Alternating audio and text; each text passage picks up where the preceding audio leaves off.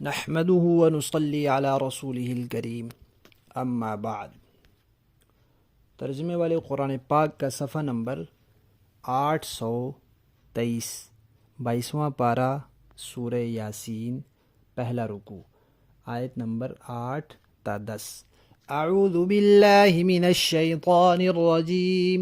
بسم اللہ الرحمن الرحیم۔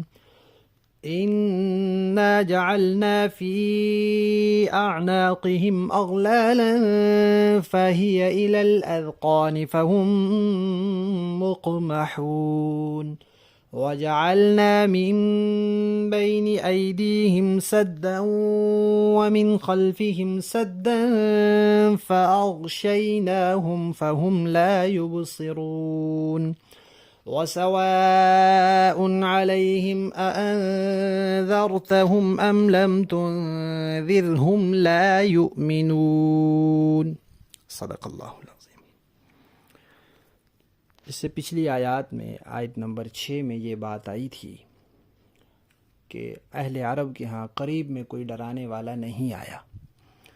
یعنی کوئی نبی نہیں آیا۔ اس کا یہ مطلب نہیں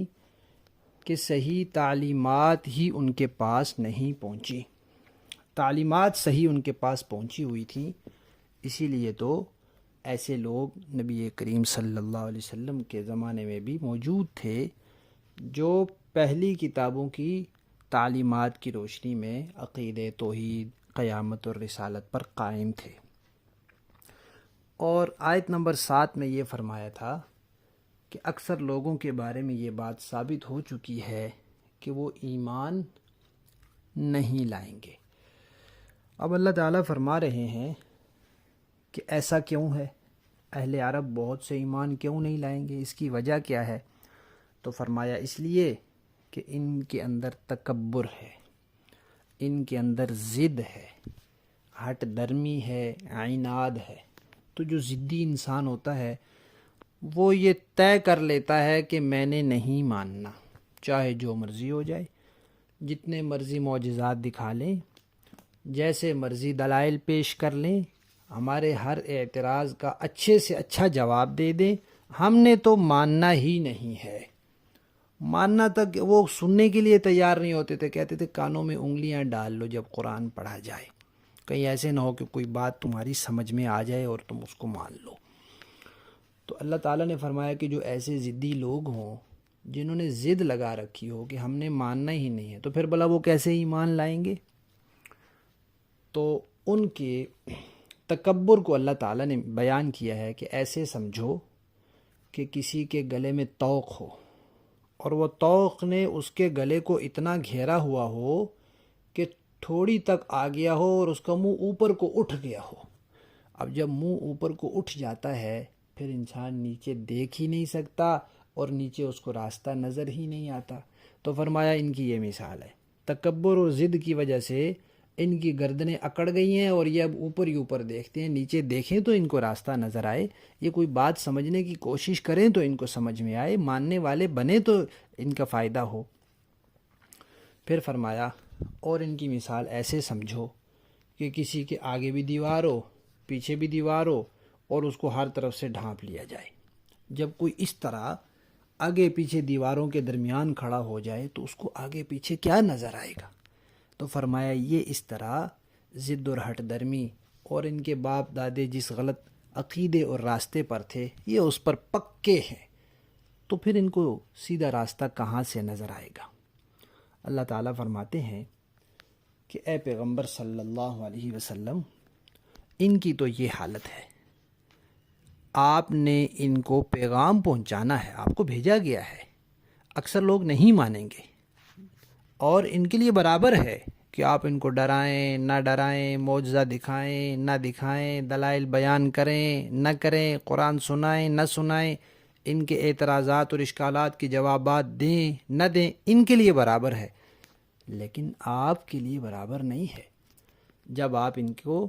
دلائل سنائیں گے، معجزات دکھائیں گے، قرآن کی آیات پہنچائیں گے، آپ کی ذمہ داری پوری ہوگی، آپ کو اجر و ثواب ملے گا، آپ کے درجے بلند ہوں گے، اور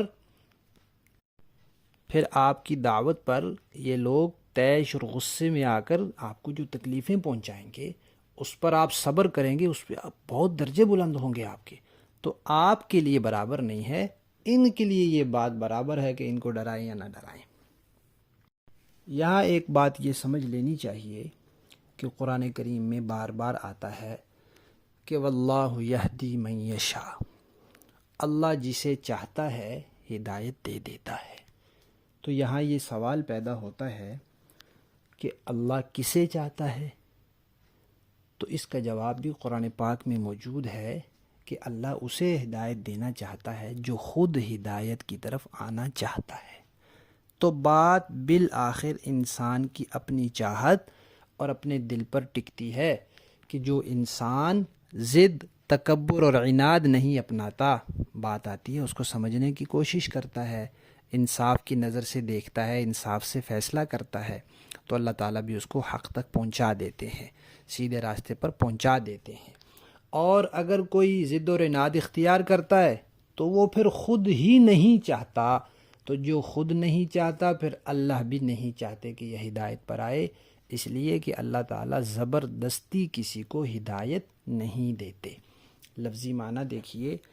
انا بے شک ہم نے، جعلنا بنا دیے، ڈال دیے، فی اعناقہم، فی کا معنی ہوتا ہے میں، اعناق عنق کی جمع ہے، عنق کہتے ہیں گردن کو، اعناقہم ان کی گردنوں میں، اغلالن توق، ہم نے گویا کہ ایسے سمجھو کہ ہم نے ان کی گلوں میں توق ڈال دیے۔ کس چیز کے توق؟ وہ ان کا تکبر جو ہے، ان کی ضد جو ہے۔